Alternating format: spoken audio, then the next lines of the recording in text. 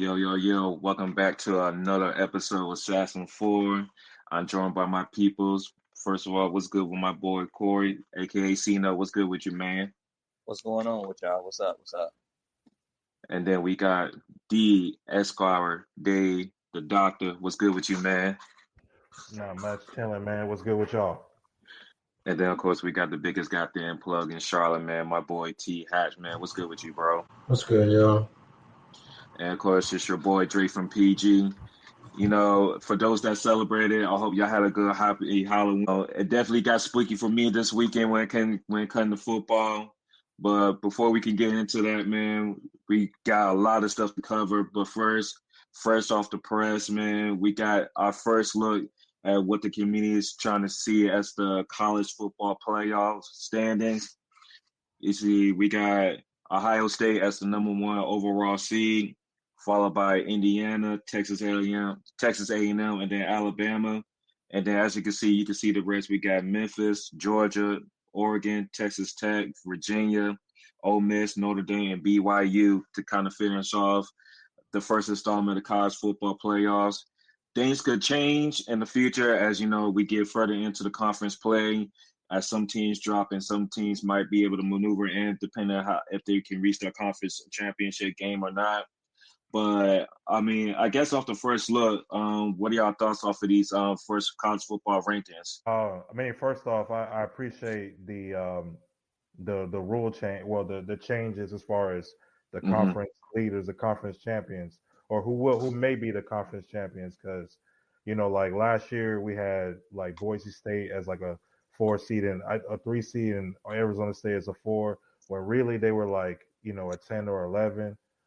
So I like that aspect of it, that we actually get the top 4 teams to have buys. I think the matchups is as far as how they're laid up are kind of just makes sense. I mean, based on just what happened last weekend, going to the ACC, with Georgia Tech losing and Miami losing, Mm-hmm. Virginia is like just kind of makes sense for them to be there. Things are going to get interesting, in the Big 12 too, with BYU and Texas Tech, who actually play this weekend. They play each other this weekend, so you could possibly see somebody dropping next week. And some teams like the teams I mentioned in the ACC, Miami and Georgia Tech, can play their way back into the top 12. And also, just the SEC, of course. Will Alabama be able to, keep their run? Will Texas A&M, continue to run the table? Georgia has still, Georgia actually plays Georgia Tech later this year, and and Notre Dame actually has a big game against Pitt, and Notre Dame has like no margin of error, because if they lose one more game, there's no chance for them to make it. So it's gonna be interesting to see, man, especially like in the SEC, you got teams like Vanderbilt, and some other like 2-loss teams that could possibly make their way up into the playoff rankings or in the top 12. Corey T, your thoughts? Any thoughts? I think the ACC. Louisville, Georgia Tech, Miami, they're close, but I think it's a one bid league. Miami doesn't really have a lot of opportunities to really have a chance to win any more signature games. They have Pitt, which is currently at 24 at the end of the season, but Syracuse, NC State, Virginia Tech. Unless something crazy happens, I think it's going to be tough for Miami to get back in the picture just because of their schedule. They played majority of their tough teams at the beginning of the year, so that SMU game definitely hurts. Louisville, I'm about to pull up their schedule real quick. So Louisville has Cal, Clemson, SMU, Kentucky, so they really don't have a lot of signature opportunities. Georgia Tech has Georgia, but like you said, they have no room for error. They can't afford to lose another game. They're at 17, they're 8-1. NC State's a tough place to play. Yeah, don't. Oh, my bad. Go ahead, T. I was saying they do play Pitt and Georgia back to back, so those are 2 ranked teams. So maybe they would have to beat Georgia to really get back in the fold. Yeah. Then, unless they win the ACC. So it's ACC. It's looking like probably as of right now, maybe a one big league, maybe two, but that's if somebody would have to like knock off Virginia in the title game. It have to be kind of like close. I'm looking at BYU and Texas Tech. That's a monster game coming up this Saturday. Notre Dame has no room for error at the moment. They have to win out. Yeah. Texas has a tough schedule ahead. They're ranked 11, but if you look at Texas' schedule coming up, it's absolutely brutal. So they got at Georgia, Arkansas, and then Texas A&M. So, yeah, that's kind of my takeaways. The top four is expected. Mm-hmm. No surprises there. A question: does anybody know off the top of their head, real quick? Does Indiana play Ohio State at some point before they get to the big? So that's okay. That's a key factor in because if they meet in the championship game, then automatically that's two teams for the Big Ten right there because whoever loses that game, they might not get the automatic bid, but they're going to be in the playoffs regardless if both of those teams continue to win out and meet each other in the championship game. So that's important. Yeah. So Indiana has at Penn State, Wisconsin, and at Purdue. Yeah. I mean, I know they should be good because all those teams, especially Penn State's reeling. They lost their coach, their quarterback. Wisconsin, they just been injured all year, and then it's fucking Purdue. No good. Yeah, Purdue's not good. And then Oregon really has no room for error either because that win against Penn State is meaningless. Don't hold weight. Yeah, it's meaningless now. So they don't play. I don't think they play any more ranked teams. They don't play Ohio State or Michigan the rest of the way either. So yeah, they have no room for error either. Even though they're playing kind of similar type teams like Indiana is. No, that's for sure. I think let's go back to the ACC real quick. And I'm looking at teams like Georgia Tech and Miami because right now Virginia is leading the pack for the ACC.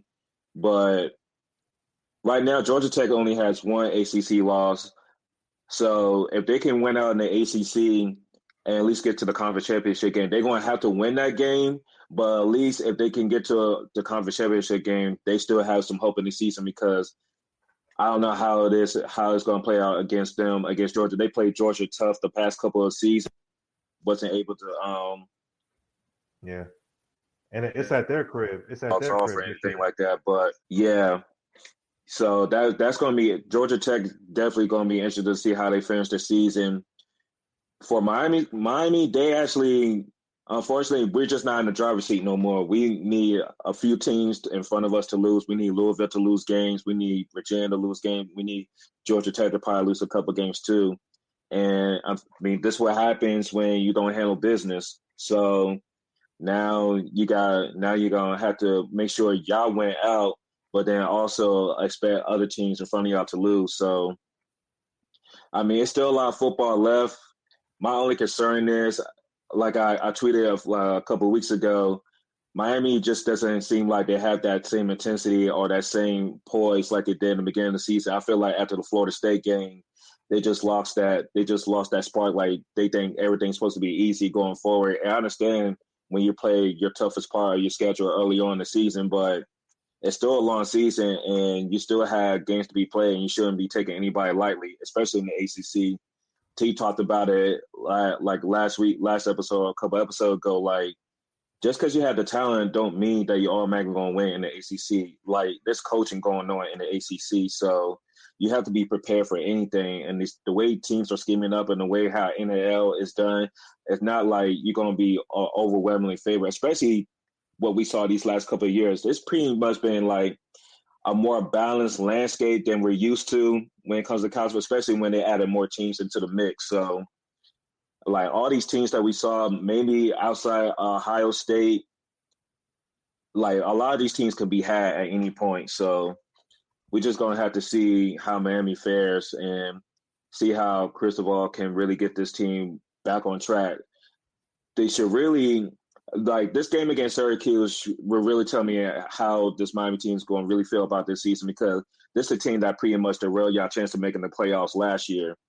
So y'all should come into this game with like revenge on your mind and like get back to that execution and that like that tunnel vision that y'all had in the beginning of the season, like when y'all was playing Florida, when y'all was playing Notre Dame, Florida State, and South Florida, like you didn't let anybody sneak up on y'all. Like y'all need to come in with that focus against Syracuse, because you can't really sleep on Syracuse either. They had some like close wins. They beat Clemson. I know Clemson some trash this year, but like they got some they battle tested, so you can't sleep on Syracuse either. Yeah, but we'll see how everything like. So T, do you think the Texas Tech BYU game? You think this is an elimination game for either of those two teams? No. Okay. Because they're both undefeated. Mm-hmm. Correct? Am I correct in that? Yeah. So I mean, the loser, we could see them play again in the Big 12 title game. Okay. Based on where they're ranked so far. Oh, go ahead, Dave. No, I was just gonna say Texas Tech has one loss. Oh, they lost. They lost to Arizona State, I believe. Yeah. Okay. Yeah. Okay, so for Texas Tech, they might have. This might be a must-win for them, unless I think so. have a clear path to the Big 12 title game. It's kind of. I would look at the standings of the Big 12. Now they eliminated like the divisions and stuff. So now this is like the top two, I guess, highest ranked teams or two ranked teams in the standings. So I think the Big 12 actually has more of a chance to be a multi-bid league than the ACC. It seems like there's more of a push for the Big 12 this year than the ACC. Okay, yeah, 5-1 in conference play. Yeah, based on where they're at, I mean, Texas Tech wins. They're in good position. I think BYU can afford to lose more than Texas Tech. So it's a big Texas Tech. This is an opportunity for them to really kind of solidify their positioning for the Big 12 championship game. But I think the Big 12 might be a two-bid league, but we'll see. We know the powers that be at the Big 10, the SEC are going to take a lot of those spots. So yeah, they're going to try somehow they're going to try to finesse a 3-loss SEC team in there if they can justify it. So, because they almost did it with Alabama last year, so I don't put it past them. They're going to try to find a way if they can justify it. If Texas can beat one of Georgia or A&M, I think they will try to get Texas in there. It probably had to be one of those things where like everybody that was supposed to win their like conference championships have to win those, and nobody, like pretty much what happened last year with like Clemson coming back and winning the ACC championship game. It has to be something along like that. Like you can't have any of that stuff happening. But Texas has been playing better football lately. Arch been playing better. I guess he just needed a concussion to play better. Some people just play better when they get their head knocked off. So, I mean, they played well against Vanderbilt before. I mean, I know like Diego Pavia and them, like they made it interesting at the end. But Texas, Texas has been playing better. But also like they had to come back against Mississippi State. I think even like the game before that was a close one against Kentucky, I think. Yeah. So Archman has been playing better, but overall they've had some close calls. But they are winning. And I mean that's the most important thing. My fear against them playing Georgia is like they just got decimated last year in the trenches, and I don't think that's going to change this year at all. So we're just going to have to see how that plays out because, Georgia did have that impressive win against Ole Miss. I think that's the only team that beat Ole Miss in the SEC this year so far. So, that's a pretty impressive team over in Georgia. And the only loss Georgia has is, of course, Alabama because for some reason, they just can't beat Alabama in the regular season or when it really matters. So, outside of that, Georgia has looked like a solid team. And honestly, they might not be ranked in the top 4, but they probably are like a top 4 team in the country based off like how they've been performing lately. Yeah, for sure. But speaking of performances, we have to bring it up, man. We really got to talk about Colorado. I wouldn't say Buffalo Wild Wings because if we had that button, that wouldn't be that score.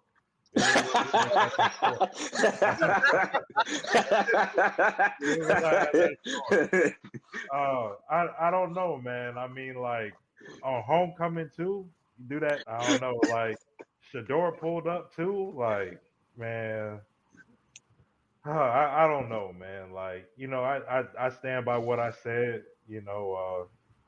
Deion Sanders is not really he's having a hard time coaching at this level, and without his sons and without, a Heisman candidate that was a Heisman winner in Travis Hunter. I mean, the same problems, exist. I'm sure we gave up a lot of rushing yards. The quarterback play was awful.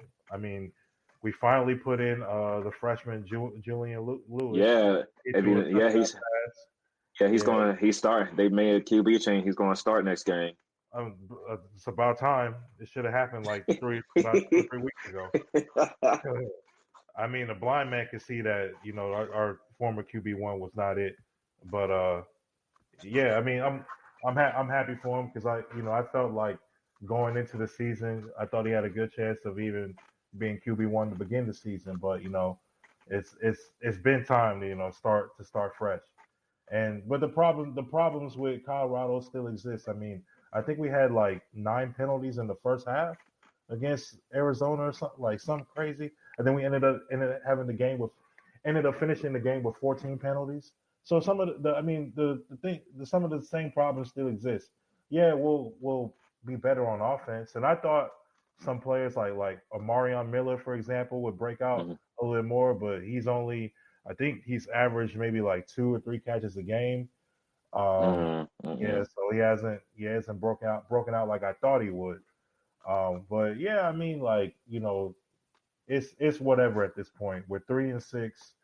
We're gonna have to win out in order to see a bowl game, and I don't even know if we. I don't even know, like if we need to go to a bowl game at this point. It'd be nice to establish the season, but well, I mean, at least like for who's on our schedule, I think we might have some winnable games coming up. Uh, trying to remember who we play. I think Kansas State is the last game that we have this season. Uh, Mhm. we play West Virginia um, on the road this weekend, and then we play Arizona State after that. I mean, honestly, I mean, all three of those are winnable games, but also we could lose all three. Um, because like Arizona State doesn't look as I thought that they would be something because they had Sam Levitt, but he's out for the season. Yeah. But I mean, yeah, I mean, but there's a reason why we're like towards the bottom of the conference, man. We're not a good football team, just plain and simple. Yeah. Yeah, it's tough, man, because we was job rooting for Dion. I know there was like a crowd that wanted to kind of see him fail like this, but I always want to see a black man try to do his best. But I don't know. Honestly, at this point, I'm just thinking about his health because it seems like it's always something. His last season with him in Colorado, and especially coming into this season, and I'm like, if this how it looks like when you don't have your son or Travis Hunter on the team, then there might have to be some real discussions this offseason if not only if he wants to coach period, if he wants to even continue coaching like period because you gotta have time and dedication and like you gotta be out there actively recruiting. You can't just keep relying on we're going to keep switching everybody out on the transfer portal every year. You need some type of continuity in order to succeed at these programs. So I don't Yeah, know. I think if I was Colorado, I'll give it. And if Dion wants to continue coaching, I give it one more shot. I Hmm. give it one more shot. Um, because to see because like we said, like Coach Prime is a master marketer. I'm Yeah. sure he can be able to recruit guys to come to Colorado. I'm sure like that the athletic director, like just those that are in charge of the boosters, those that are in charge will try to find some way to up them NIL deals to get players to come over there. So I I give it one more shot, but if we have another year, if next year is like this, then yeah, I think you got to go in a different direction. All right. Well, Dave, don't feel bad because you're not the only one in this group that's dealing with a 3-16. Unfortunately, it's looking Yeah. rough for DC right now, man. Definitely a different how a year can be. Yeah, Sunday was just rough, man. For those that I know, I went out there to Sunday night football game because I had promised my nephew, who's a Seattle Seahawks fan, make sure I got his tickets to that game because he never been to an NFL game in person before. So good for him that he was able to enjoy the experience from first quarter to the end. But the bigger picture is like we just General Hospital right now, man. We General Hospital. We eat all Grey's Anatomy. Like everybody that's anybody on our team is just fucking hurt right now. Even my boy Jane Dames. That's why I'm rocking the jersey today. Because our support for him. Praise up to him. Luckily, it wasn't his throwing shoulder. It wasn't his throwing arm. So I feel like the reports are coming out. He should be able to recover and everything. But yeah, we just fucking hurt, dog. Like people will try to over explain this season, like, oh, we made some, like, has Adam Peters made some misses with some of his free agent signings and trades? Yes. I mean, I wasn't that big of a fan of the Marshawn Lattimore trade, and you see why. We probably missed on some free agencies and everything, but he tried his best to try to make best of a situation. But I did tell people earlier, and I did say this on this pod, like the overall roster was still like average. We just had a good QB that was able to kind of mask some of the deficiencies that we had of the roster, but you can't always expect him to like be Superman every single night. Like sometimes you're going to need your defense to be able to make stops. Sometimes you just need help. Like Terry only played 3 games this season. Yeah. Mm-hmm. Like Jaden missed like 3 games and a half this season. It's like we don't have no continuity right now, and Joe Witt is just an awful like defensive coordinator. Mm-hmm. So. And like when you see like how the defense plays in person, it's like on TV, like God damn. But in person, it's just like, yo, what the fuck are you doing? Like it was multiple times where I saw like the defense didn't know what they was doing before the ball was snapped. I was like, this just looks bad. That's like Bama's was wide open, and then I'm like, the telltale sign I know Marshawn Lattimore was washed was this guy is a press DB, and he was sagging off on any wide. It didn't matter if he was on JSN or the other wide receiver. If you sagging off any wide receiver, you already butter toast, dog. Like as a press DB, like that's already it is. So it's just ugly for us right now. I mean, we're just gonna like I tweeted earlier, we just gotta see what AP is really about in this off season. We got a 1st round pick and a 3rd round pick, and we got down there over like 10 to 15 free agencies that's going to come off the books this year, and most of them were starters, but some of them been hurt earlier in the season. So it's going to be a lot of changes, a lot of switch-ups going into this off season. So we're just going to really have to see. By the numbers, they say our season ain't over, but wow, Jaden, this shit ain't going to happen. Like we got too much of a tough schedule. Detroit going to come in this Sunday for their revenge game and probably put up 50 to 60 points on us just because they was pissed off. We knocked them out of the playoffs last year. We might have a good shot against the Dolphins because the Dolphins is just not that good as either. So we might be able to sneak a game in there. Then after that, we got a Vikings team that's trying to keep up with the NFC North Division. We still haven't played the Eagles yet. You still got 2 games against them. And, we still got 2 games against the Eagles. So like just like between Detroit and Vikings, so those 2 games against the Eagles alone, yeah, I mean, it's not looking good for my boys. But honestly, being a fan means when times are good and times are bad, you stick around. Mm-hmm. And that's why I respect y'all Panthers fan, because when somebody drops off, but then try to jump back on, pause, when times are good, and trying to claim that they was there for the whole time, y'all disrespectfully told them just stay on that side. So to move on to something more positive, let's talk about my boys, the Carolina Panthers fans on this pod, man. y'all had a good win against the Green Bay Packers on Sunday. It was a low scoring game, but hey, a dub is a dub, right? A dub is a dub. It don't matter how you get it. A dub is a dub. A dub is a Get it dub. how you feel it. So I do have to put this out there for the people who are our viewers and who listen in. The chat was real negative before tip off of that game. We're gonna be honest. The chat was real negative. Bean. We're gonna keep it a bean. The chat was real negative.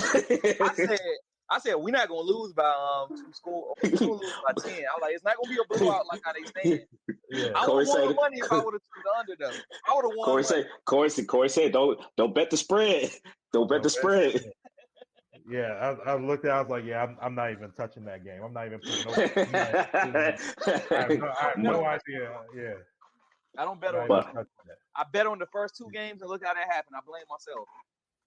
Yeah. But look how things turn out, man. Hey, every given Sunday, you just gotta play. You gotta play till the whistles are blown. You just gotta play, man. That's why it's honestly like for me 1 week at a time, man. Because I mean, after the Buffalo loss, I was like, all right, okay, we didn't have Bryce Young, so that explains the bad quarterback play.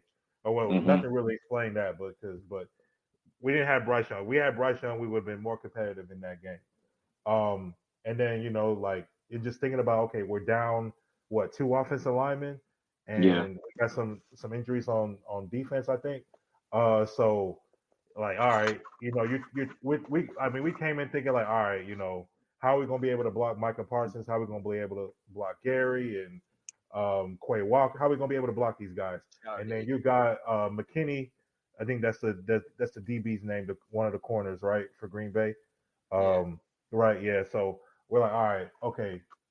How like hopefully we can just keep it competitive. But I saw it was 0-0 in the middle of the second quarter. I was like, hold on, okay. And then I was like 7-6 to begin the third quarter. I was like, all right, okay.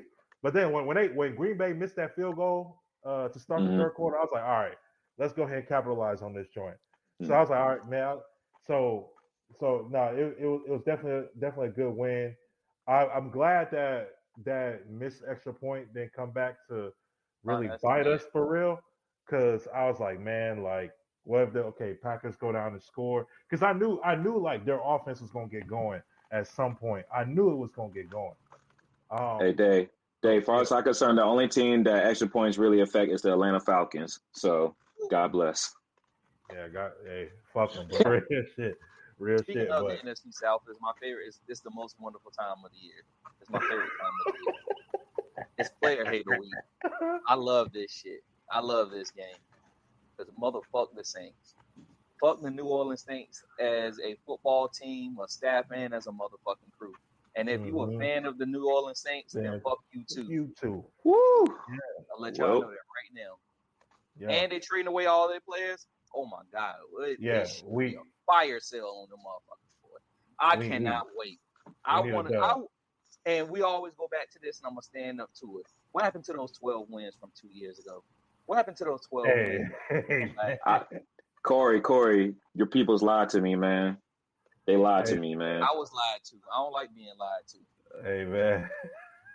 That was when we have a top 10 moment on pod history when it comes to 2004. That's easily top 5, bro. That's top three. I never seen in the same 10. I never seen in the same thing. Oh, we gonna get 12 wins. We just don't trust our quarterback. Hey! Happy birthday, Bob. By the way, even though that take was bad, happy birthday, man. That's still my guy, man. That's still my guy. Happy birthday, dog. Happy birthday, Bob. Even though that take age like spoiled milk. Happy birthday, bro.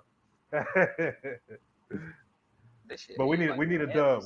I need a dub by like 20 plus. I need a extraordinary dub this week.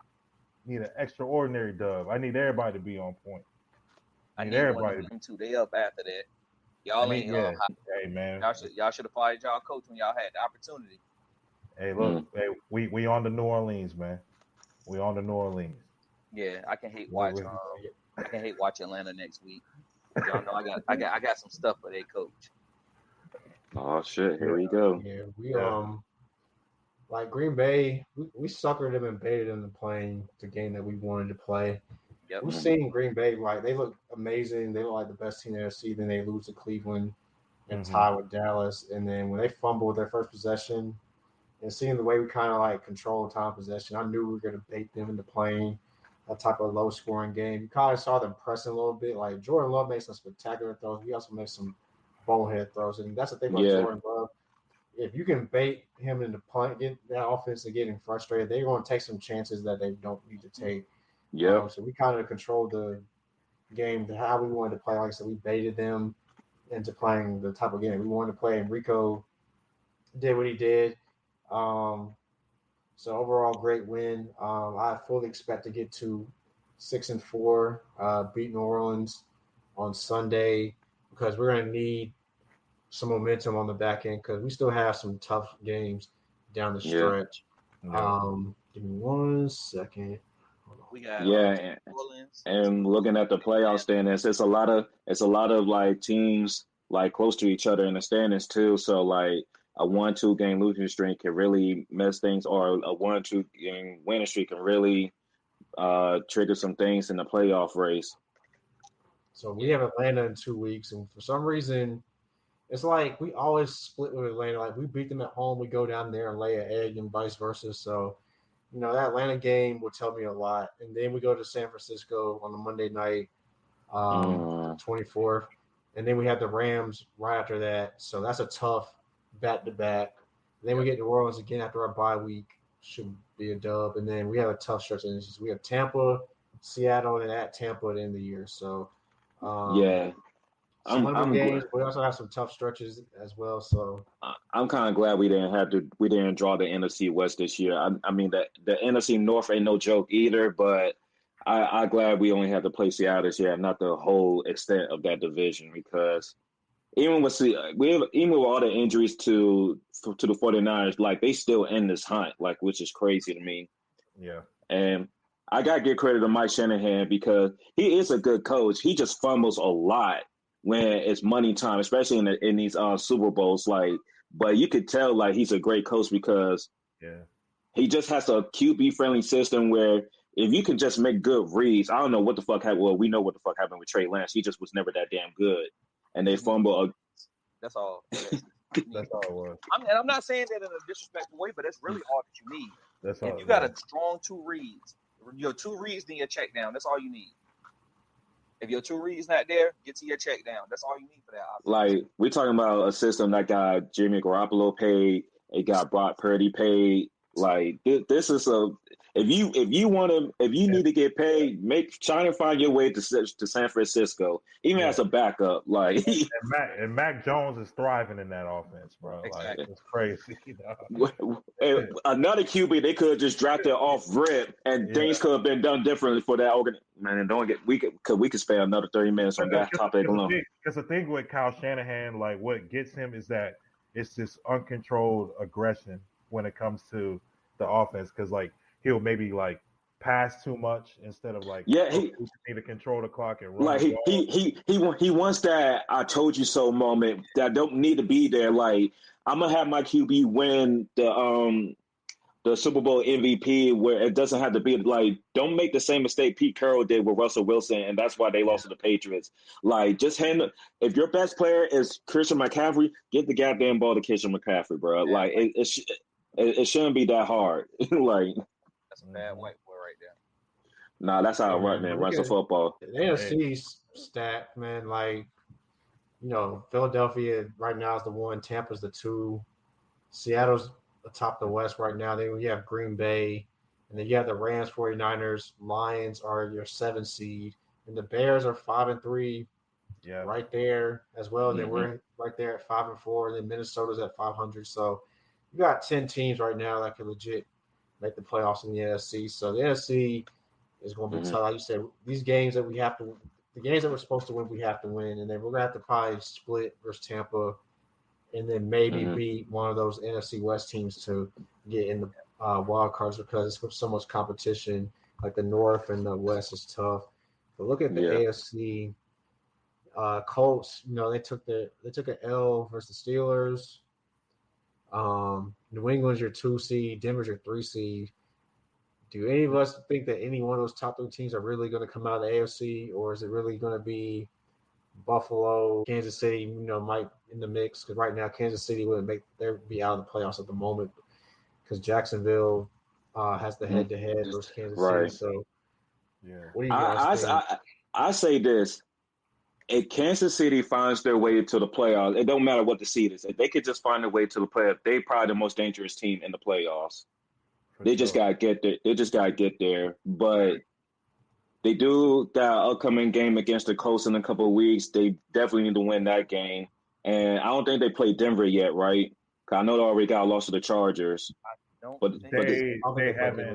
haven't played Denver yet. No. So between those 3 games are key for the Chiefs because you at least got to split those 2 Denver games, and you definitely need to beat the Colts just off standings and trying to stay in the AFC picture overall because they need to start stacking up AFC wins. I mean, I know they got at least one more game against the Raiders coming up, so that should be a dub for them.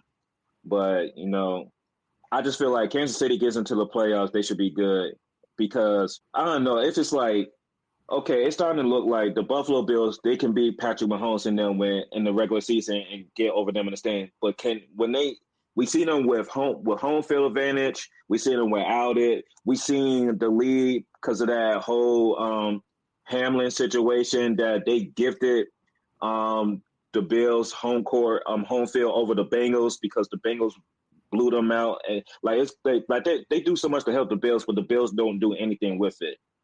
And then even with Josh Allen giving you game-winning drives, it's like if there's even 5 seconds left on the clock against the Chiefs, some way, somehow, the Chiefs are going to find a way to fucking win that game in the playoffs. So, and that's not Kansas City, but it has to be Buffalo's year. Buffalo have to make the Super Bowl. If they don't make the Super Bowl now, we can't keep saying every year this is their year to actually showcase that they can do it. But it's becoming a sore spot on Josh Allen's career. And honestly, their defense is getting worse because they lost Oliver pretty much for the season with that torn bicep. So, and they didn't make any trades at the deadline. Yeah, I'm just looking at the AFC. I'm like, yeah, the Colts are the 1 seed, but they looked real sus versus Pittsburgh, and New England's been playing good football, but and then Denver really should have lost to Houston, but they knocked the shit out of Stroud. Yeah, he got knocked. Yeah, and that pretty much was that game. But they didn't look that impressive versus Houston. Yeah, exactly. And then Buffalo was there, and then the Chargers, Harbaugh's doing a great job for all the injuries they have, but we just know that they're going to fall apart, especially with the loss on their offensive line. I just don't think. I think that's going to come back to hurt the Chargers. And then the Jaguars are a nice story, but yeah. No. That's why I just say if the Chiefs just make it to the playoffs, I believe in them because they just have that playoff experience. And sometimes when you just been so successful for so long that the regular season is just a tricky spot for you.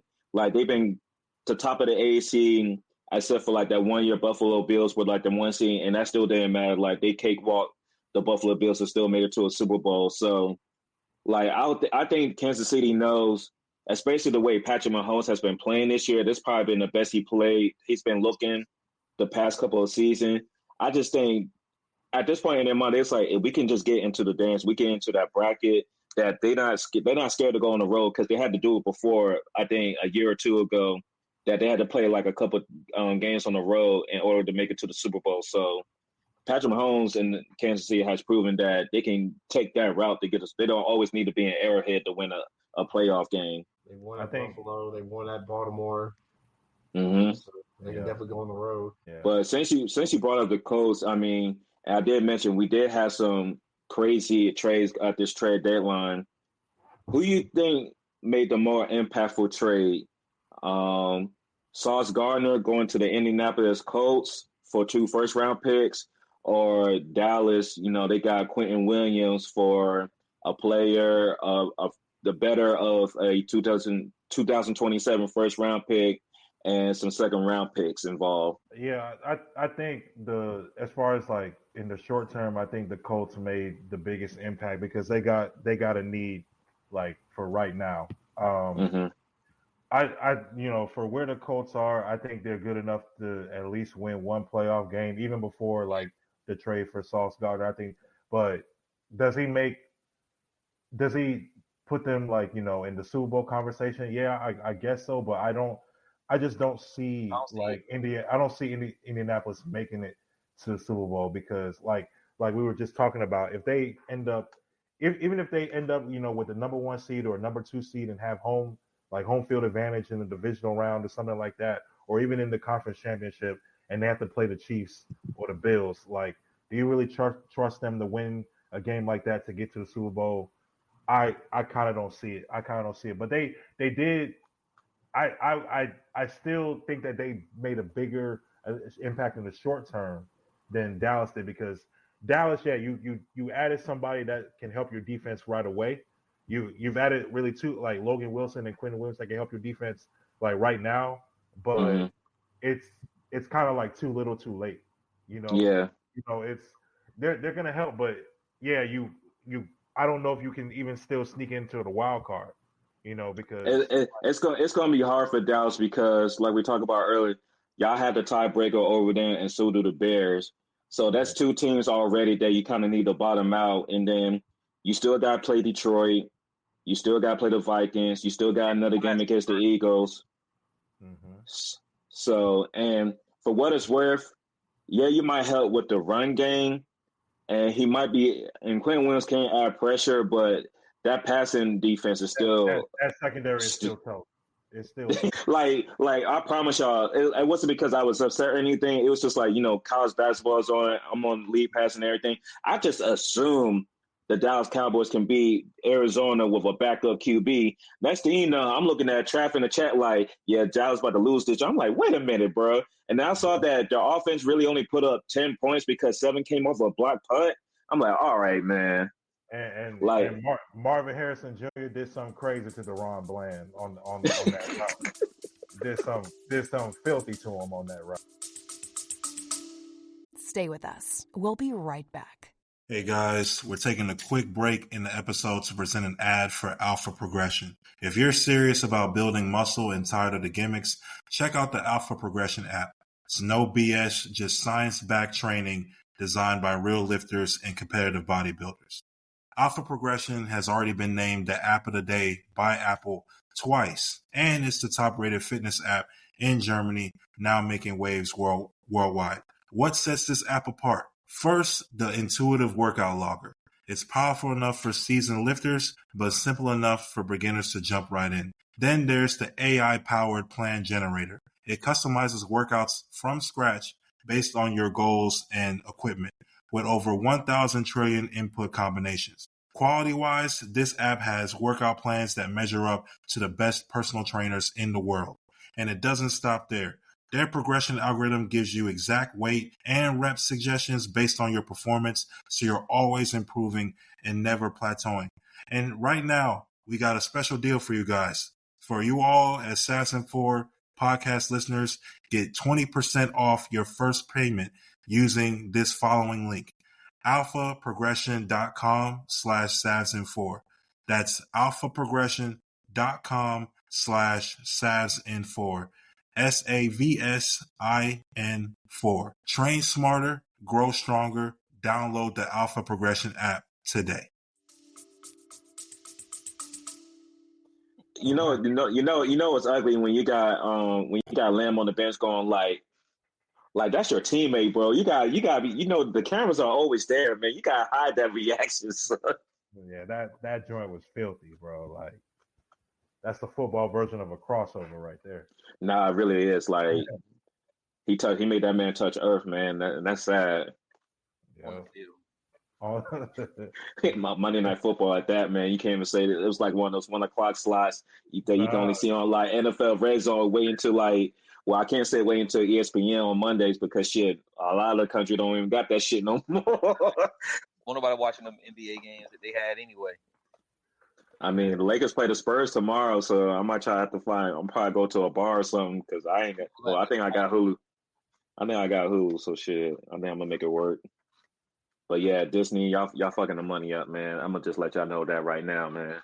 Because Corey, I ain't gonna lie to you, it didn't really hit me until I realized, like, damn, a lot of the women's games for college basketball are on ESPN. So I do That's like gotta try. college basketball, man. College basketball. So I gotta do mention, but overall, I'm like y'all not gonna sell me on like y'all not about to sell me on like South Carolina versus Mississippi State. Like I'm good on that, bro. Like let me know when the CBS games are on, y'all. I'm not about to drop like $30 for that app, man. They out their damn mind. So I never seen so many media person say this app so trash. I've tried to toy around with the interface. Like it's ass. It's ass. T said it, and I was like, you know what? Let me see, because I'm supposed to have it. So I tried it, but you can't watch shit up there. I'm gonna be real with you. You really can't watch it. Yeah, like I just knew it was gonna be a mess because what you expect when like you have like 50 million different ESPN Plus channels to go to, so it's like too much. It's already too much going on. And then, like I said, the benefit of YouTube was you have multi-view, so you able to watch different games or like different key games. So you can't do that on the ESPN app. So, I mean, they might be having use garbage. Mm-hmm. Hold on, fellas. I'm gonna mute, man. The ghetto birds out, man. You know I'm in the trenches. Hold on 1 second, bro. They're going after somebody, man. Oh shit. They're going after somebody, man. It's been flying over the crib, but no, the ESPN app is garbage. So, I know somebody has Spectrum, so I logged in just to see, what it's like, because the president of ESPN literally said they're trying to push people to the app. That's how you know the app is garbage. Yeah. They gotta do this type of publicity stunt to get people to join their shitty app. The UI, the user interface is trash. There was a multi-view. I was trying to watch some college football games. I couldn't really even pick which games to watch. It's like some ESPN Plus. I don't want to watch ESPN Plus on college football Saturday. Put the college football games on. Put the ACC, SEC, Big 12 games on there on ESPN and whatever. Right? It was awful. The actual stream is trash. Like YouTube has the 1080p, the 4K option. Yeah. Stream was garbage because there's an article that came out, praising NBC and Amazon for like investing in quality cameras. They basically ripped Disney for using shit cameras. You can just look at the broadcast. Any ESPN broadcast outside of their 4K broadcast is awful. The pixel is awful. Yeah. NBC cameras clear, Prime clears, Fox clears, CBS clears, like any TNT clears, like. And you would think with all the money they'd be banking off these Marvel movies that they would have better cameras by now. I'm just saying. Like, what's up? Some people complain, especially NBA fans, about the presentation of the sport. That's why, the finals, they didn't make the finals feel like a major sporting event until the fans had to bully ESPN and the NBA to make it like the presentation up to par. Like, think about it. NBC comes in the fold. They make a regular season game between the Bucks and the Knicks feel important. They even went back and showed the history of the teams and whatever. Then you bring in the tied into the new age version of teams and what's at stake. That's what's been missing from the presentation. I know we're just talking about the app, but ESPN in general. ESPN, before we had to bully them, made the NBA Finals feel like a regular season game, and they then wonder why people weren't watching because it didn't feel important until we actually started bullying them, and then we actually started doing the starting lineups and stuff like that. Then the game felt important. And you notice that more fans viewed in. The longer the finals went, the more we bullied. Then they put the finals logo on the court. So the more people watch. Why? Because it felt important. It's a simple math. It don't matter about the markets. If the game feels important, people will watch. Yep. I mean, even like the intro to the Magic Hawks game tonight, they were like, these teams are like NBC was like, these teams are struggling, but they got high hopes to make some noise in the East. They made it feel important. Bob Costa can sell anything, bro. Matters, though. But it wasn't even Bob Costa this time. It was somebody else. Yeah, but it's still the game matters though, because you got to think about it. Orlando, they got new players. They have high expectations, right? Mm-hmm. Atlanta had high expectations. Now Trae Young is out for an extended period of time, so this is an important game to win. Plus, it's a division game and it's the Eastern Conference game, so you want to win these games versus teams not only in your division but in your conference. If you're one of these teams that's trying to ascend, so it does matter. But ESPN will tell you it wouldn't matter. But these games do matter. 82 games, baseball 100. The games matter. So the games matter. If you can tell a story, people come to watch. Simple as that. I mean, even the presentation of the pre-show, halftime show, and post-game the show is a lot analysis, better. yes. It's like night and day. Right now, if you ask me, I think Prime might have the best, but it still is teetering. It's tit for tat. Yeah. On NBC. It's just better. It's just better. Like, for example, how Blake Griffin was like he was showing video on like Ja Morant's effort in his last game before the suspension.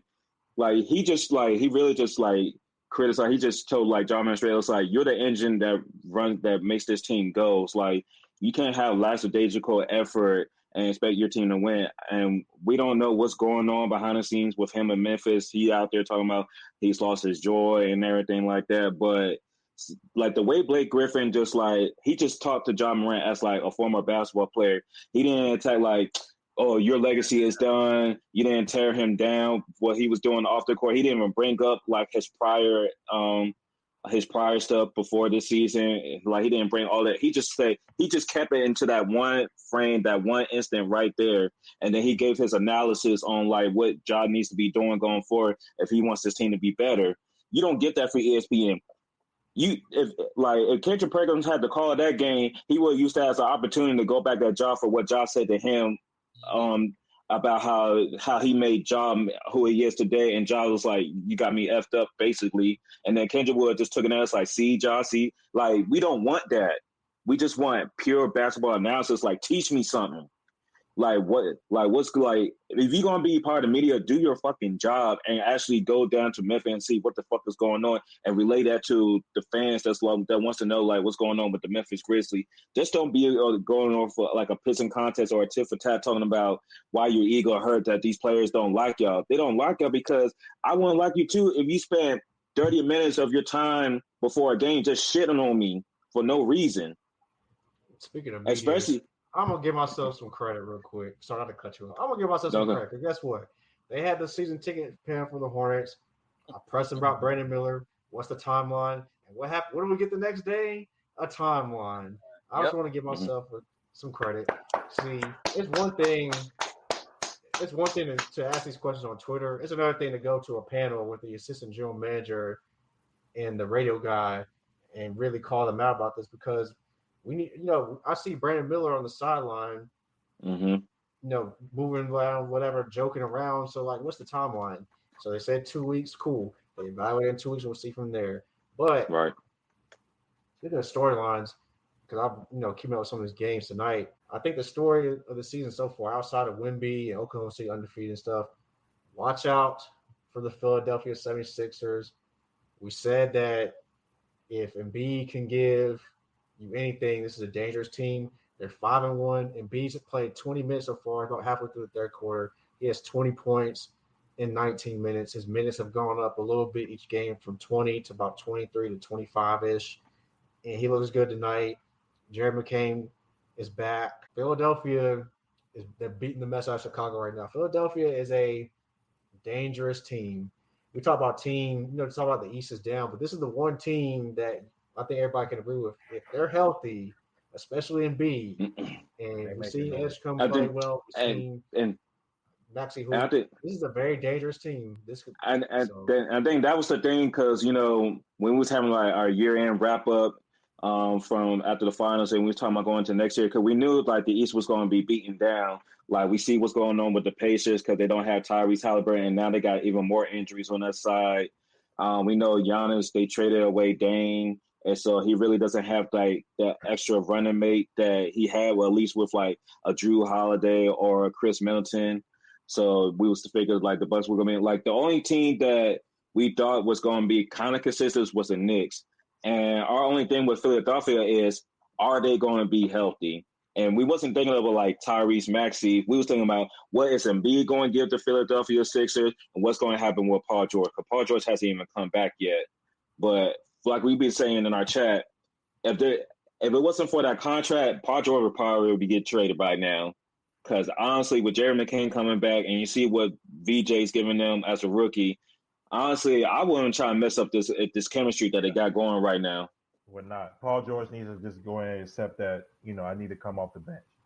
That he just needs to accept that, like, you're not starting.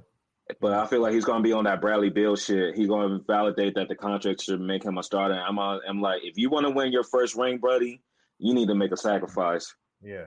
Because he already publicly said he hates being the third option.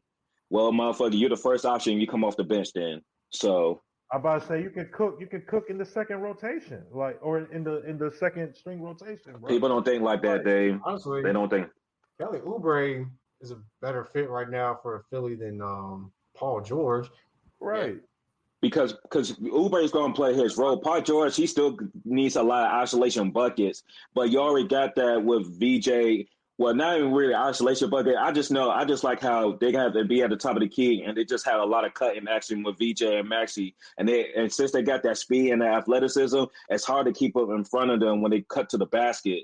Because I saw that they was doing a lot of that in the preseason game. I was like, oh, this is going to be interesting because if you have that and then you add Embiid getting in better shape and he can able to do that and still go to the post, man, Philly can really do something. Yeah, they really can. Yeah. But speaking of like story, there's another storyline, T. What's up? The fuck going on in New Orleans, man? And we ain't talking about the Saints. I can tell you. Hey, look, man. Hey, Herb Jones or Trey Murphy. If y'all look, Zion, as intriguing as it would be, because Zion would feel a need. We need a power forward. I'd rather see what we can get from either Herb Jones or Trey Murphy at the deadline. That would be it, because the Hornets, we need wings. Brandon Miller, I hate to say it, but, he had the unfortunate wrist injury and then this shoulder thing on a fluke play. But I watched the Hornets last week play Orlando and then Minnesota, teams with long athletic wing players, and they gave us fits. We need more guys like 6'8", 6'9" that fit like that Brandon Miller mold, and Trey Murphy or Herb Jones would fit it on this team for what we need. So New Orleans is going to be an interesting team to watch at the deadline because they don't have a first round pick because they gave it to Atlanta in that trade. And then Atlanta's pick could possibly go to the Spurs. So, I'm already letting y'all know, T, this lottery going to piss me off, Car. I'm already seeing some bullshit going to happen, dog. I just know it is. So we're going to give it to them. If the Spurs get Boozer, DeBonsa, or Caleb Wilson, I'm going to be absolutely disgusted, bro. Or Cole Pete. No, you know where AJ going? This is I know Utah. I know Utah getting somebody. I know Utah getting some. Utah gonna get JB. Y'all think I'm playing? I'm laughing at Danny Ainge being at the Villanova BYU game yesterday, bro. Oh, yeah, of course he's gonna be there. But shout out to BYU because fuck Villanova first of all. But that's a story for another day. That's a story for another day. We coming up on time, so that's a story for another day. But shout out to BYU last night. Man, I'm telling you, when that trade happened, I ain't even gonna do a ring coin. Hey, Corey, I'm gonna be honest with you. Do Utah even want JB right now? Because I see him as the number one option right now, and Celtics ain't really flowing like that because this is just Utah want to be good. If you want to be good, I wouldn't trade for JB. I wouldn't give up a lot to get JB. I'm gonna be honest with you. I don't think they want to be good at all. I think it's becoming abundantly clear that even though they're like similar architects and everything, I think we finally can. In my opinion, it was never a question, but I think the world's definitely seeing who was really the number one guy on that Boston Celtics team. I'm just saying. He gonna go to LA. Now Luka's there. Luka going to Boston. I don't know. The way the Lakers are playing right now, they might not want to move Luka, bro. Hey, man. Oh, my. It's stuff like this I wish winning time was still on, man. It's shit like this I wish winning time was still on. Oh, man, that's a golden nickname. That would have been the greatest nickname for any team in the 80s, bro. The greatest nickname ever. Oh, man. No time. They missed out, man. Wipe your noses, fellas. Hey, somebody said it may never rain in Southern California, but it does snow. It snows a lot in California. Well, yeah, Oklahoma City, man, they're just rolling. They're 7-0. You know, Jalen Williams hasn't played yet. They rush guys. They still win. SGA looking good. The Bucks look good. Shout out to Giannis, man. You know, I don't know. My rap MVP is race is stacking looking right like now. it's going to be MVP race. Is going to be SGA, Giannis, Wemby, and Joker will probably be top 4 because you know they're going to try to put him in there. You know they're going to try to push that, but I think honestly Giannis, because what he has to do with a lesser team, Wemby, being on a young team, what he's doing with all that youth, I think the narrative is set for either Giannis or Wemby to win MVP this year, unless the Thunder just run away with everything and SGA just keeps doing what he's doing. Yeah. So Yeah, I think it's right now. I would say Joker would probably be number 4 off because the media. I mean, he's still putting up good numbers, but it's not the same like he was doing last season. But already early in the season, we've seen Shea with multiple like MVP like moments. Like we seen in the debut game against the Houston Rockets, how he was clutch in the fourth quarter in the overtimes, and then against the Pacers, how he came through in that game. He already has a 50-piece early on this season. He's still getting his numbers, and OKC just looks like it's OKC and everybody else right now. That's what it looks like to me right now. They're just playing with that confidence.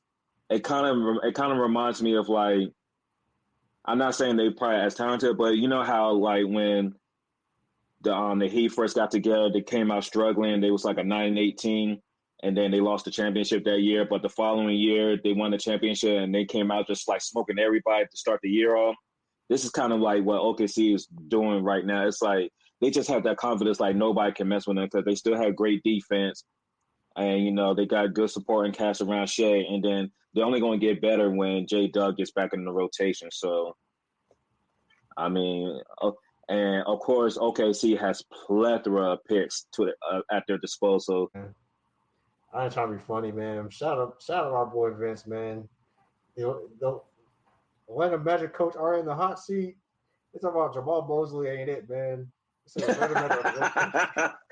says the Atlanta Magic are the worst coach team in the NBA. Jamal Mosley getting circled around him today. There's no reason the group should be underperforming this badly. And this man Vince said, "Yeah, Jamal Mosley ain't it, bro." I mean, it's tough. You getting smacked like this with no trade. I mean, I know, son, but they getting smacked with no Trae Young out there, son. This is nasty. They are underachieving though, bro. Like I have high expectations for this team just based off of, even though they lost in 5 games with Boston, those are competitive, tough games. We expect Paolo to take a lead, but he's kind of been struggling at times. And Wagner, sometimes the fitness looks off, and then you got Bane, but they still just need a point guard.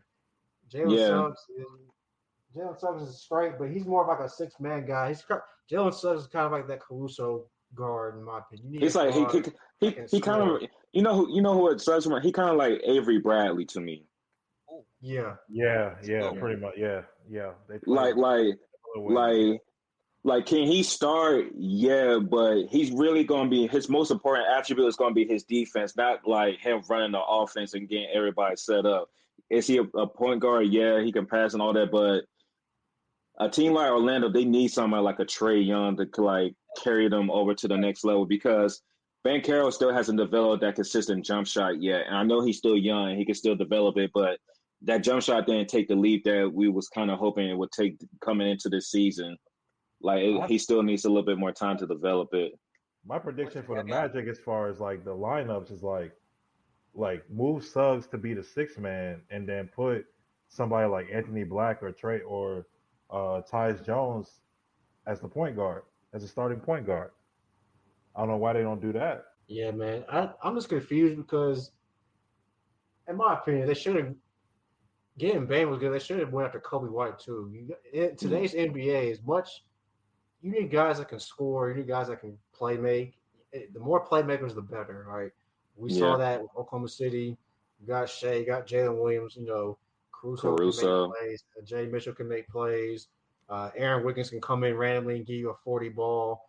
The teams that do well in the NBA have multiple ways that can beat you in playmakers. And I just think Orlando still need They And got Bane, but Bane's not really a playmaker. He's like a guy that can shoot, occasionally, and but they need more.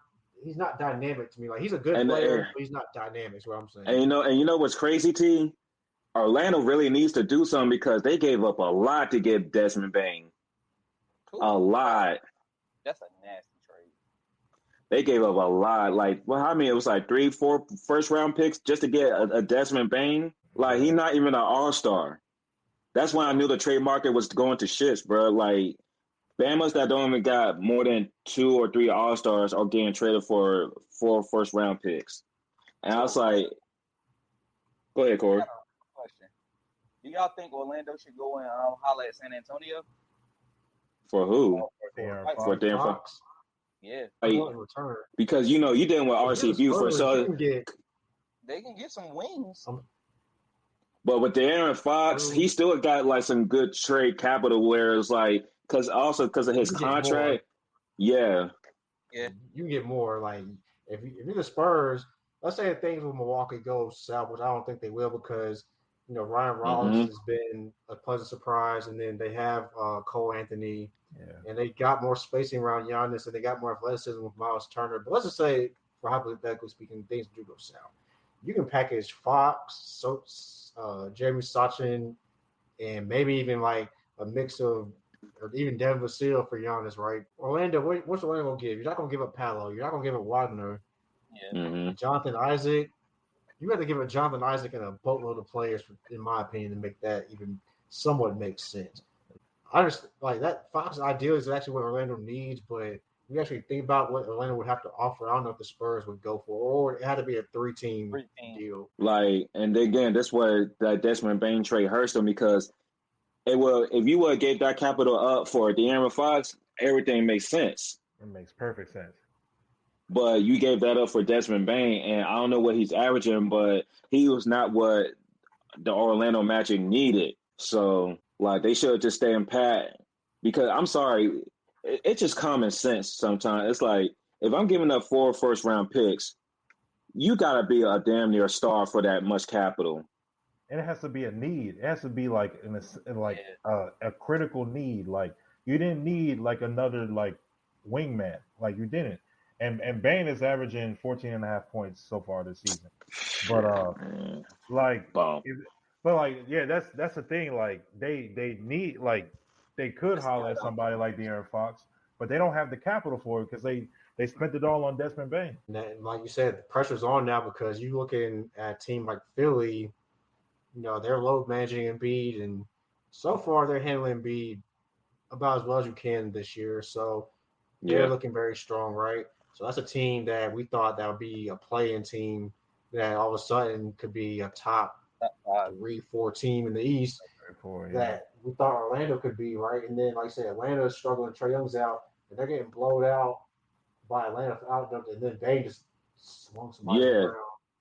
Yeah, they're going to review that. And then, he's not a tough guy. Stop it, Bane. Stop it. This is who y'all traded 4 picks for, Orlando.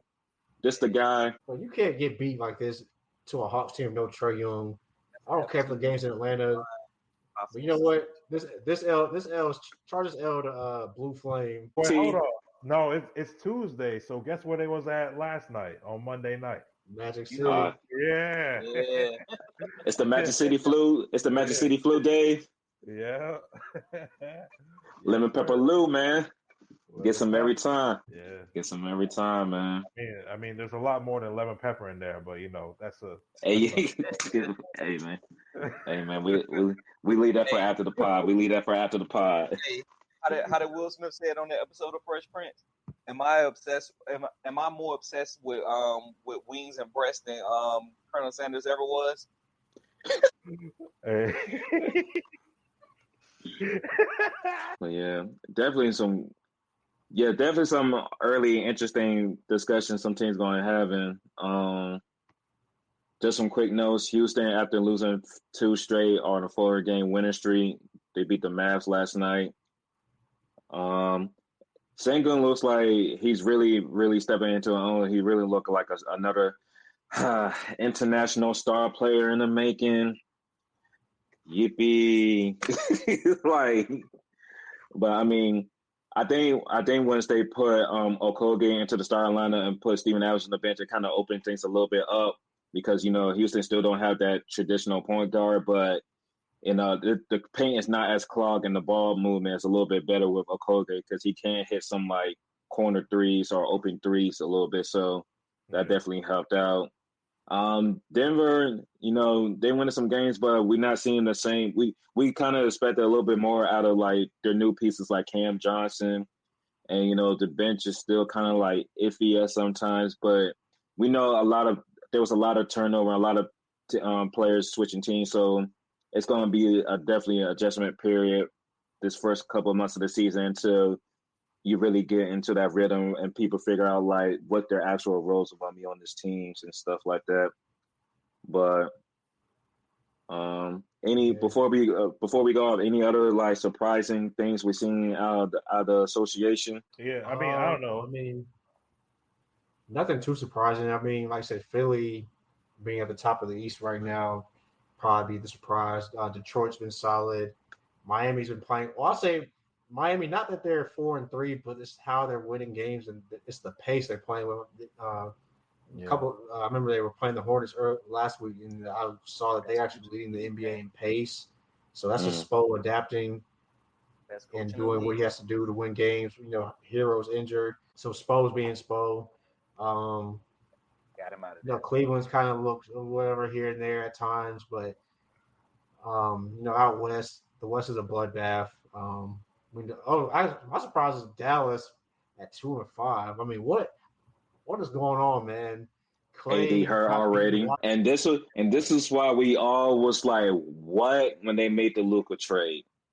Because first of all, the reasoning for making the trade was because they say Luka is out of shape. He can't take us back to the finals. Okay, but Luka is still like a top 5 player in the league. And you traded him for somebody that has an injury history.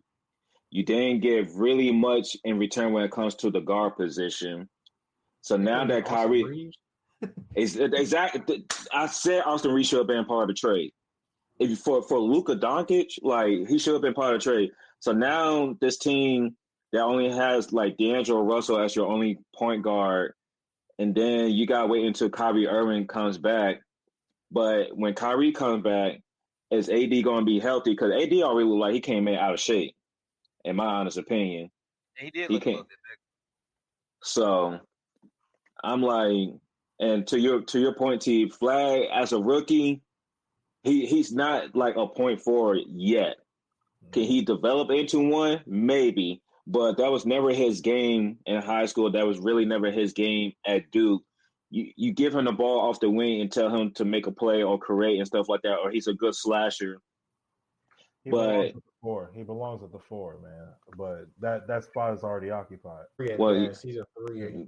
Yeah. But yeah, Dallas is struggling, man, and that fan base is already like on one. As well they should be, because I mean, Luka, we mentioned MVPs. Luka, he missed a couple games, but he's playing at an MVP level too. So if he can stay relatively healthy, he'll be in the MVP conversation, especially if the Lakers keep winning games at the rate that they're winning so far. And like I said, you didn't get Austin Reeves back. Austin Reeves has been balling. Got a 50 piece. You traded Luka for an injured AD who's coming to Texas. He's not in California. AD had trouble staying on the floor in California. Imagine going to Texas where everything's bigger, including the food, the state, all that. He's down there in Texas, out of shape. He definitely missing a few things. Yeah. You go to Texas, man. It's a lot of good food down there. It's easy to gain some weight down there in Texas, man. Especially if you're not disciplined. And AD has never really been disciplined with his conditioning. Look, y'all remember the interview Zion had where he said he liked to visit the most? Dallas. Yeah, Dallas. Yeah. Yeah, Dallas. Of course. Sick freak. Yeah. And that's why he's already out. The Zion weight issues. We go and see how he does, because already reported right on schedule. Zion's out for at least 7 to 10 days because of a hamstring injury, and we all know if that man can't run, he's gonna pick up some weight. So hey man, speaking of Dallas, man, I'm glad that some of y'all's acquaintances beat the ICE allegations. On that note, make sure you subscribe to the pod. We appreciate everybody for watching. If you're watching on YouTube, we appreciate you. Make sure you hit that subscribe button, hit that like button. If you're listening on Spotify, Apple Podcasts, whatever the case may be, make sure you follow us on there as well on any of the podcast streaming platforms. Make sure you follow us on social media, Instagram, X, Facebook. Stay locked in with us for more contents on the way. We appreciate all the engagement, all the comments, all the new followers, all the new subscribers. We appreciate y'all. Hope y'all stay locked in with us coming up. Football is full swing. Basketball, NBA, women's college basketball, men's college basketball, all tipped off this week, as early as yesterday. So we're gonna have some more of that coming up. Just stay locked in. I mean, we're in the heart of the time in which a lot of sports are happening. Just stay locked in with us. Hey, shout out to Charlotte FC for forcing the game 3. I hope they win the game 3 on Friday. Okay. Right now that's my favorite MLS team. So man, I hope they are able to advance to the next round. I just want to say I'm happy for the city of Charlotte. As y'all know, Charlotte is one of my favorite cities to frequently visit. Some people would say I have dual citizenship. That's a story for another day. but I just like when my friends are happy. I'm not like some podcasters that jump off the shit. I go down with the shit, man. I feel like the city of Charlotte. If y'all teams are doing good, I'm happy. I'm not a hater. I'm happy for y'all, man. So I'm glad the football team is doing better this season. There's still some hopes for the Charlotte Hornets. I feel like y'all can still make them run, especially if Brendan Miller comes back healthy, LaMelo Ball still healthy. The soccer team's doing well as well. So hey man, you just got when the times are good. Like this was me last year. When the times are good, you just gotta live. You gotta live in it, stay in it, man. Don't think about tomorrow too much, man. Just live in the moment, dog. Any given Sunday, any given basketball game. Look, man, this is the time to do it, man. Let's get right. Shout out to Bryce Young, all that good stuff. And we usually do shout out champions, and I know it's fuck this team, but the Dodgers, the gambler won. The gambler won. It's not easy to win 2 World Series back to back, man. So fix your face, Corey. Fix your face. Congrats to them. And I bring this up because no, shout out to Fox for being funny because man, know what? That's KD's burner. KD showed his hand, bro. Because ain't no way he set this agenda up and then that post come out right after Game 7 ended, bro. And then the Nike commercial that followed. He's like, no, I know what song that we use. He runs that account, bro. I'm telling you, son. Shout out to our boy KD, man. He a fool, man. Toronto been getting their ass beat for about 18 months now, right? Damn. I told him he should just stay quiet. If this one rapper would just stay quiet, maybe it would have gone differently. But shit, I just knew. If the Blue Jays would have stayed quiet, maybe things would have went a little different. I ain't forgot. They were popping off after Game 5. No, they did. No. Yeah. Popping off. I ain't know that. No. Like honestly, son, it was just like because the Blue Jays were probably favorite, but you just know the way they were just talking too much. Like there's such thing as talking too much shit. Like you gotta have for certain teams, you can go that level like the Blue Jays was trying to do, but you're not there yet. You're not one of those teams that can do that yet. Like if you was like on some Kansas City time, like the Chiefs, maybe you can do that. If you was like Oklahoma City or any other team, or even like your UConn Huskies when y'all went back to back, maybe you can talk that noise like they was trying to talk to. But if you ain't won shit since Rugrats came out, please shut the hell up. Damn, just please shut the. They get to hang a banner though, y'all. They get to hang a banner in their stadium. That banner is that they beat the Yankees in the ALCS. Well, I mean not CS, but the DS. So that's the banner that they get to hang because that's all of the shit that they were talking. It was minimum when they beat the Mariners, and they talked a little bit more shit when they got the Game 5 against the Dodgers. But they were talking cash shit after they beat I'm gonna be real. Aubrey should just never responded, bro. That's where it all went downhill from there. Yeah. Damn. Who's a boy? Oh, Damn. shit. Damn, man, the Blue Jays ain't learned from LeBronto, man. Hey, yo, we said that in the chat, bro. I was like, damn, son. They ain't learned from LeBronto. And LeBron was at game 3, I think. Yeah, he was. he was there. That goddamn 2 game, man, and 1 joint. I was like, oh, hell no, nah, bro. They had Otani came in there like damn Godzilla. Nah, that damn Yakamoto or whatever. Yeah, Yamamoto. Hey, yo, Dave. Hey, Corey. He said he's one of them anime characters. He one. Hey, one of them. Yo, we supposed to be rapping. The Dodgers payroll is disgusting, bro. Super. Oh, son. Hey, son. Like, honestly, I know we're about to wrap up, but Corey, I got a question for you, bro. Like, because you follow baseball, you do follow a lot more than I do.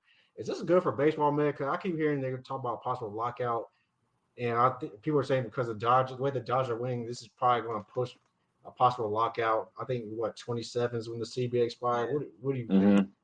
So what they're trying to do, they want to implement a salary cap, but nobody wants to go with it. The players don't want it. The owners don't want it. But Major League Baseball in general, they want it. And if they can get their way, obviously it's going to be able to break up certain teams. It's going to break up the Yankees. The Yankees aren't going to be able to do a lot of the stuff that they used to do in the past. It's definitely going to break up this Dodgers team. But at the end of the day, even if you do a salary cap, you're going to have to go in and change a lot of the rules that you have put in place with contracts in general. Because if you look at Otani's contract is so spaced out that he's really not making any money. I think he makes like $2 million or something. Yeah, he's gonna make all his money on the back end when he's probably not even playing baseball anymore. And that's the problem and that's why they're saying they ruining baseball, because you don't get somebody like $800 something ridiculous. It was $800 million, I think. It was either like $800 million. So in theory, you think, he's supposed to be getting like $40 to $50 million per year, but he's only on payroll for 2 because it's like for like the first 10 years, we're only going to pay you $2 million per year, and then we just going to space everything out down the line. So that's why it's ugly. That's why they're able to pay. Signed Yamamoto as well. Yeah, that's why they're able to pay for all those players. Yeah. Yeah. Like, honestly, I would be a hypocrite if I said that I was against it, because once again, I'm a Yankees fan. I've literally watched the Yankees do this shit my entire life. Yeah. So I can't be mad at it at all. Like, they just did what the Yankees do. And there's other teams that can participate and can partake in it, but they're just choosing not to. So you really just don't want to win rings. That's how I look at it.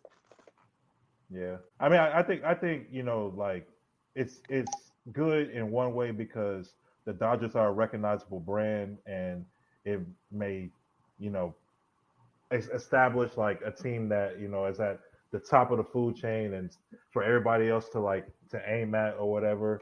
And it may be good for the sport, but I can also see why, the players don't want a salary cap, because the next star is going to make $1 billion. The next star is going to have $1 billion contract. That's where it's going to. So I think they honestly, I don't know, because after what we saw out of Otani, what we saw out of Soto, who's that next star that's going to generate that much money, coming in? Might be Cal O'Reilly. It might be. Okay. Yeah, you're right. You're right. It might be Kyle Riley. I mean, eventually, maybe a young pitcher, I don't think he's gonna make $1 billion contract, but especially not with the Pirates. But Paul Skeens is gonna get a big deal. Yeah. You're right. But in sense, because the problem is the MLB Players Association, they always gonna tell the players, take the fucking bag. Even if you gotta go somewhere that you don't want to go to, take the effing bag. And the MLB itself is trying to stop all that because they're not trying to have all these ridiculous contracts and then having Bamas that are about to go into the Hall of Fame still collecting $10 million checks when you about to get a Hall of Fame jacket. Imagine that you can only pay because my Patrick Mahomes, he signed like 400 million, close to $500 million, something crazy like that. But imagine that he only get paid $1 million a year, so you can sign the best DB out there on the market, the 3 best linemen on the market on both sides, the best running back and then give him a top 3 wide receiver. That's what the Dodgers are doing. That's why they're saying they ruined baseball. But hey, man, if you're not trying, you're not trying. If you're not trying, then fuck it. The reason why I ask is baseball is going down the gutter regardless. Like, if we're gonna be completely honest, like, baseball is not what it was whenever we were growing up. It has just not been the same. Like, if I could actually pull up the stats, you probably would. Well, viewership, you'll be able to see it. Last year's World Series was probably the most watched World Series in the past 10 years. I think the second most watched one was probably the one like the Barry Bonds joint.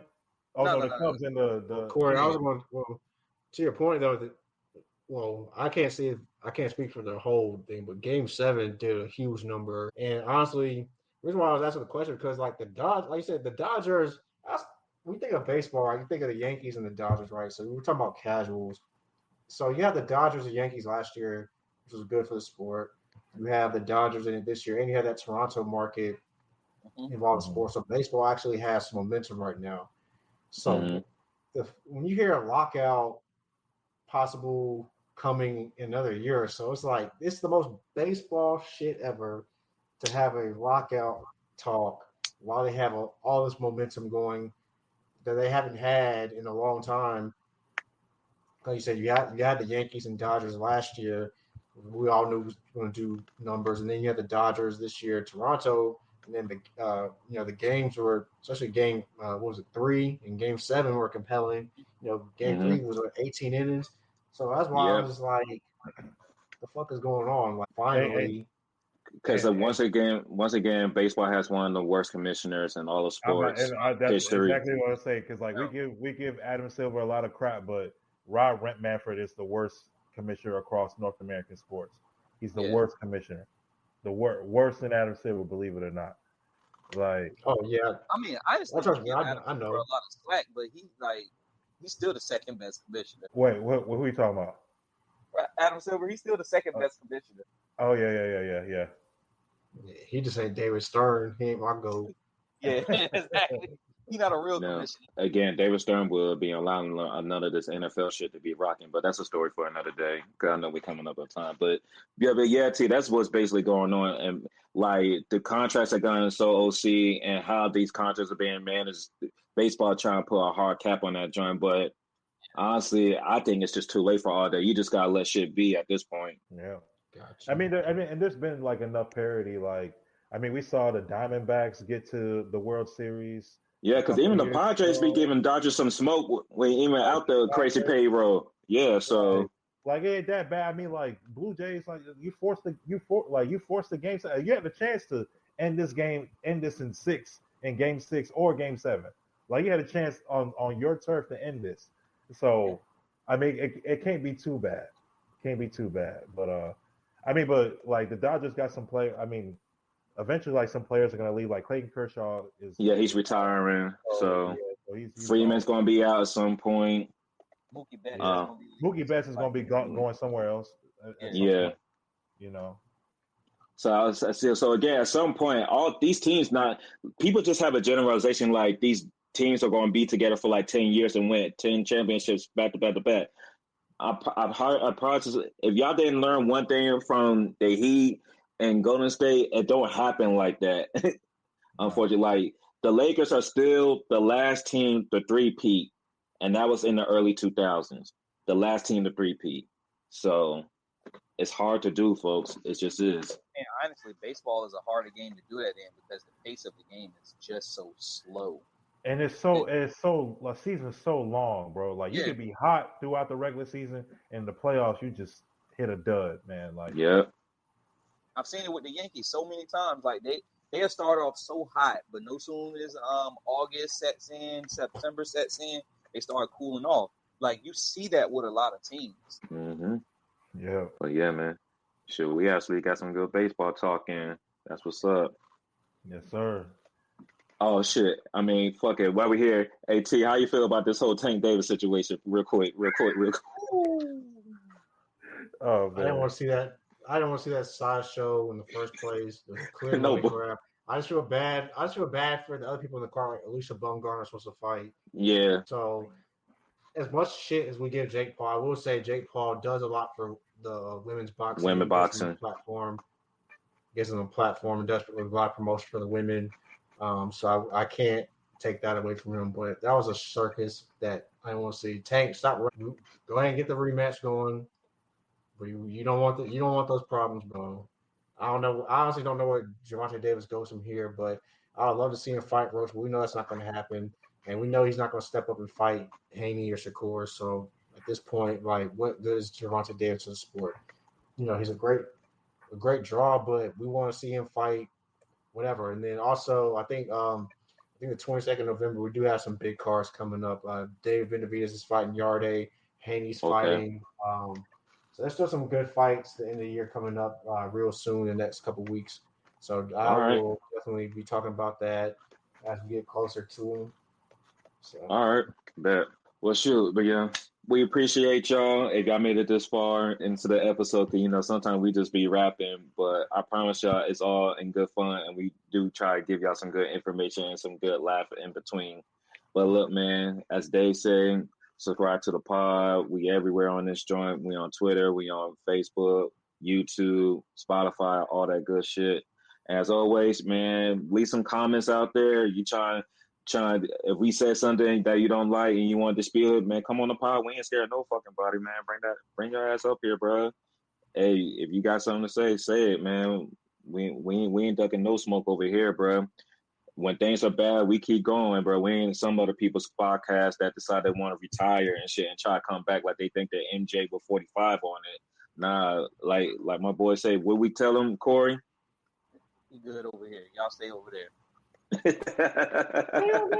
on that side. Stay on that side.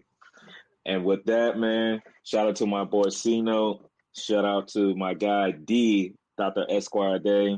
And of course, my guy, the biggest plug in Charlotte, my boy T Hat. This your boy Dre from PG, the Assassin 4. We out.